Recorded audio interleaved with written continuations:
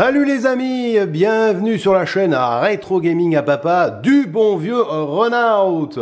Encore un grand plaisir de vous retrouver. Alors aujourd'hui ça sera pas forcément pour du rétro comme on a l'habitude, mais on va redécouvrir ensemble Braid, un jeu que j'avais découvert sur le Xbox Live Arcade en 2008.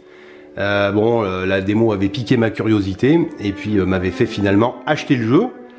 Donc on peut le considérer comme un puzzle game agrémenté par des belles phases de plateforme, un soft basé sur la contemplation et la réflexion, vous verrez. Ce jeu, on le doit au game designer Jonathan Blow. Donc vous l'aurez compris, Braid est loin des grosses productions du genre. D'ailleurs, il avait reçu le prix de l'innovation du game design à l'Independent Games Festival en 2005.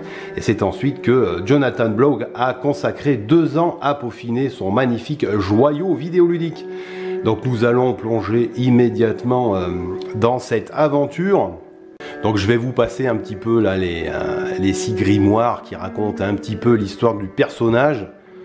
Bon, en gros c'est une histoire d'amour, hein, je vous laisserai découvrir ça par vous-même.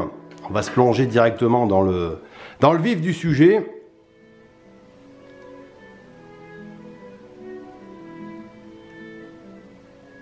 Bon, et puis ce qui nous frappe tout de suite, c'est qu'on est submergé dès les premiers instants par une atmosphère poétique et paisible.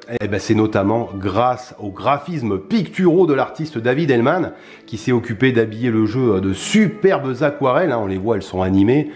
On a l'impression que les tableaux bougent, donc c'est vraiment magnifique. Et puis je vous laisse écouter les musiques, hein. Voilà. C'est magnifique. Donc ces musiques, ces complaintes de violoncelle, on les doit à Jamie Sieber. Voilà pour cette ambiance sonore. Donc ça donne le ton, ça commence vraiment très très fort. Un jeu très beau, très poétique. Alors qu'on commence bien sûr le premier niveau par le traditionnel tuto.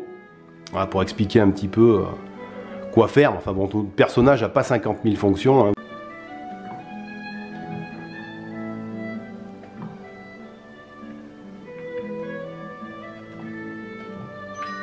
Voilà, et puis il va falloir ramasser ces petites pièces de puzzle, donc il y en aura plusieurs dans le jeu. Et c'est là que ça va devenir intéressant, vous allez comprendre pourquoi. C'est ce qui va m'amener à vous parler du personnage, hein, de ce petit personnage mystérieux aux cheveux roux et au costume cravate. Donc il s'appelle Tim, et au niveau du scénario, Tim devra reconstruire son passé pour retrouver sa dulcinée qui hante ses pensées au travers des 6 mondes régis par un mécanisme temporel particulier. Alors là, vous allez me dire, mais Runout, mais qu'est-ce que tu racontes? Et t'es devenu complètement taré. Alors je vous explique. Braid est entièrement construit autour de la notion du temps et sur la faculté de notre personnage à pouvoir remonter ce temps. Donc en gros, il faudra comprendre les mécanismes de chaque monde visité. Pour cela, nous allons devoir mourir un paquet de fois, hein. C'est un die and retry, vous allez voir. Enfin, pas dans le premier niveau, hein, bien sûr. Donc on a ces petits moutons, voilà les ennemis du jeu. Voilà, donc ça fait très celte entre la musique, les paysages et puis ces moutons. Voilà, ça fait très anglais. Voilà une autre pièce de puzzle. Et oui, parce que notre petit personnage ne va pas se contenter de sauter, de grimper aux échelles. Il va pouvoir remonter le temps. Voilà, tout simplement. Donc je vous explique, voilà, avec la touche X, voilà, on peut remonter le temps à loisir. Si on appuie sur la gâchette gauche, voilà, on peut remonter à foison. On peut régler la vitesse de son rewind, j'ai envie de dire. Voilà, donc là on va se servir des... On va se servir des 2 moutons pour attraper, sauter plus haut, voilà, et attraper la pièce de puzzle. Voilà, et quand on se fait toucher, on peut revenir en arrière. Voilà le pouvoir de Tim.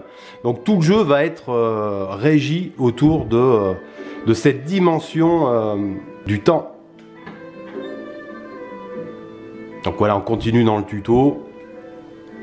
Maintenant qu'on en sait plus sur le personnage et sur son pouvoir. Voilà, il y aura des clés aussi à ramasser pour ouvrir certaines portes. Voilà. Donc là on est carrément dans les nuages.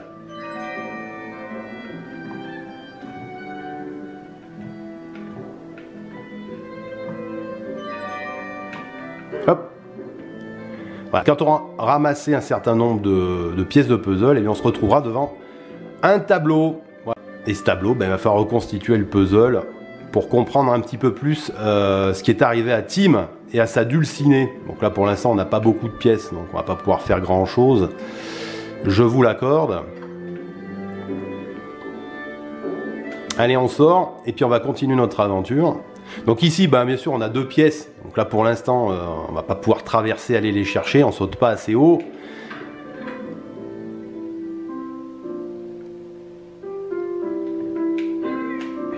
Donc voilà, chaque tableau en général comporte des petites énigmes, donc à chaque monde il va falloir comprendre le mécanisme du temps pour pouvoir résoudre chaque énigme, chaque tableau, afin de retrouver toutes les pièces de puzzle. Donc vous voyez là je vais pas pouvoir passer de l'autre côté parce que je suis allé un petit peu vite.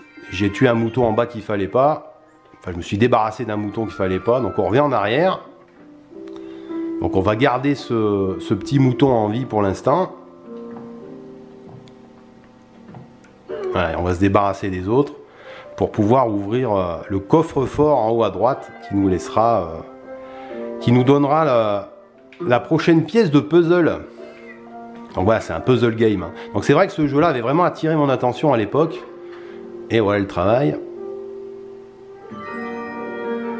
Alors entre les musiques, l'univers graphique, voilà, le game design, et puis tous ces mécanismes, voilà, donc c'était vraiment... voilà, c'était vraiment sympa. Donc vous voyez, ça se corse. Là, on a une pièce de puzzle. En haut, on a un mécanisme qui va nous actionner une espèce de petite passerelle. Voilà, et ces canons qui tirent des moutons. Donc on va se servir de la passerelle pour faire traverser le mouton de l'autre côté. Donc bien sûr, j'ai pas réussi du premier coup. Donc là, ça devrait être bon.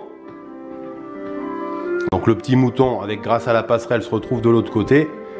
Et on va pouvoir s'en servir pour attraper la pièce de puzzle. Donc, vous voyez, au début c'est très simple, et ça permet vraiment de comprendre les mécanismes du jeu.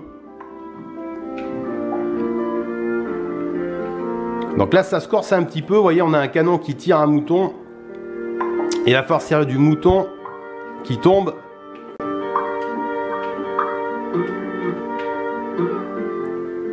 Et voilà, donc il faut vraiment avoir un timing parfait pour attraper le mouton au vol.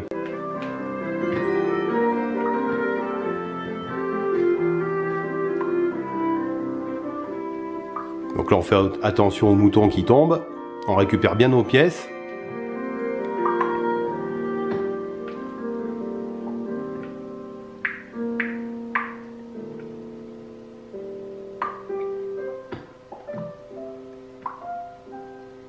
Donc là on a récupéré pas mal de pièces, vous avez vu les différents mécanismes, mais on n'a pas encore toutes les pièces. Voilà, donc on arrive au château, et cette espèce de petite énergumène nous dit que la princesse est dans un autre château, bien évidemment. Voilà, voilà, et on découvre un petit peu ici le hub du jeu, voilà, c'est cet appartement, cette maison, où chaque pièce à visiter sera allumée. Donc là on a débloqué le monde 3. Donc on va revenir au monde 2, pour essayer de récupérer, vous voyez, les pièces qui nous manquent. Alors on le voit ici sur ces différentes portes, là, les 2 premières portes. Donc on va y retourner.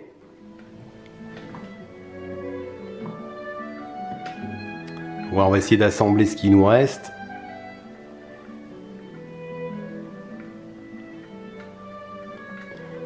Voilà.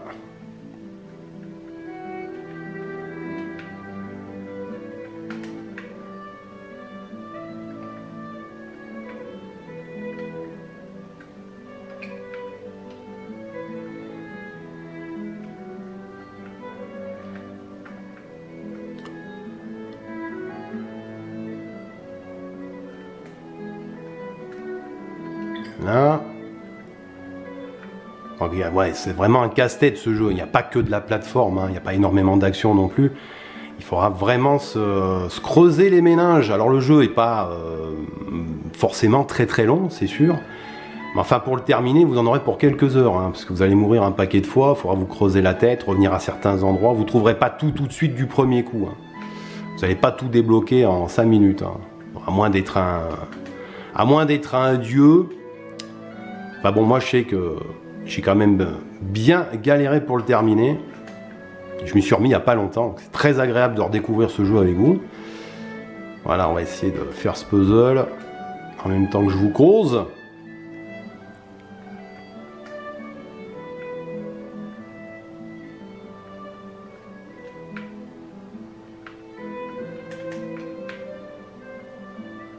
Voilà.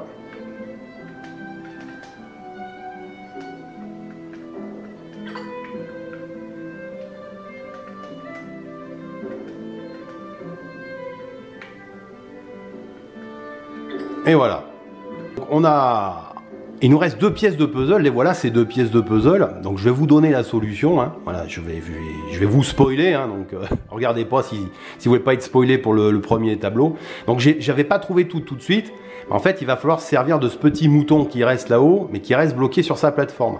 Alors si vous analysez bien le tableau, voilà, bah, vous verrez que cette table, voilà, où Tim fait tomber sa bouteille de vin, bah, on peut déplacer le tableau ici. Voilà. Bon, si je me débrouille bien. Donc une fois que notre petit mouton est sur la plateforme, et ben vous enlevez le puzzle et normalement, logiquement, voilà, le mouton va tomber et on va pouvoir s'en servir pour lui sauter dessus et attraper la pièce du puzzle. Alors ça, bien sûr, je vous cache pas que j'avais pas trouvé tout de suite. Hein. Il a fallu vraiment que j'examine le tableau pour cette dernière pièce et que je me creuse vraiment la tête, quoi. Donc on va récupérer l'autre pièce, on va mettre notre petite plateforme au milieu ici, tout simplement. On va remonter sur les plateformes des nuages.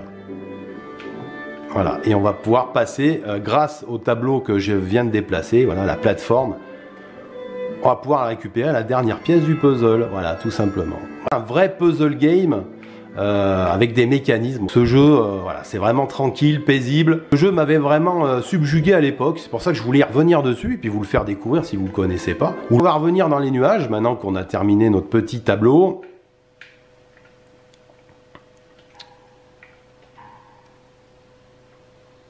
Voilà, nous revoilà dans les nuages.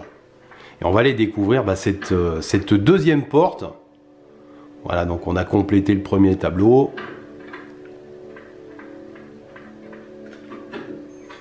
Le fossé. Donc voilà un nouveau monde, une nouvelle pièce. Donc vous voyez la clé et la porte clignotent en vert. Donc ça va être un indice. Donc on va... Hop! Vous voyez, vous avez compris? Donc en fait, je suis tombé sur le mouton, j'ai récupéré la clé, et vu que la clé clignote en vert, on va pouvoir revenir dans le temps avec la clé. C'est-à-dire que la porte ni la clé subissent les affres du temps. C'est-à-dire que vous pourrez remonter avec un objet s'il clignote, vous pourrez remonter avec lui.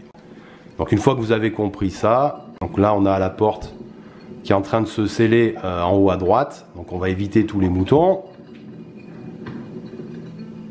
Voilà, on va récupérer la clé, vu qu'elle ne subit pas les retours dans le temps.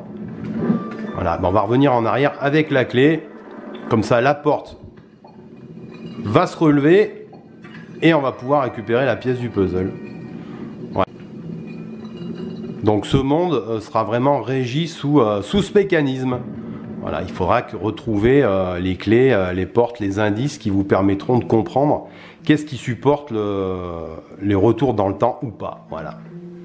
Enfin, le mieux, c'est quand même, pour comprendre, c'est de jouer au jeu et voilà, d'appréhender le jeu et les mécanismes. Ça, vraiment, c'était...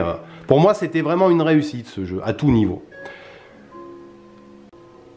Donc voilà, je vais pas vous en montrer davantage, hein, je vous laisserai redécouvrir le jeu. On peut encore l'acheter sur le PSN et le Xbox Live actuel. Même sur Xbox 360, vous pouvez le télécharger. Donc on peut dire que Jonathan Blow nous avait fourni un travail de qualité, hein, tout comme sur son dernier jeu, The Witness, qui était sorti en 2016. C'est une sorte de FPS qui se passe sur une île, pareil, un puzzle game, donc je vous laisserai redécouvrir The Witness. Et puis bien pour Bread, pour cette conclusion, bien je dirais que la beauté des environnements, la mélancolie des musiques et puis l'ingéniosité des énigmes vous occuperont un bon moment, hein, car même si le jeu est court, c'est un puzzle game assez difficile. Même si Tim peut sauter, s'agripper aux échelles, se débarrasser des ennemis en sautant dessus, eh bien il faut bien garder en tête que Braid est un jeu de réflexion, c'est une série de casse-tête dotés d'une vraie logique pleine d'imagination. Donc ce jeu m'avait vraiment tapé dans l'œil et je vous le conseille fortement. Voilà, ce rétro gaming à papa se termine. On est revenu rapidement sur ce jeu fantastique qui est Braid et puis ce petit team qui va devoir remonter le temps de tableau en tableau pour retrouver sa dulcinée. Donc je vous laisserai découvrir ce fantastique puzzle game. Voilà, Renaud vous dit à très bientôt pour un nouveau rétro gaming à papa. Salut les amis. Salut. Salut.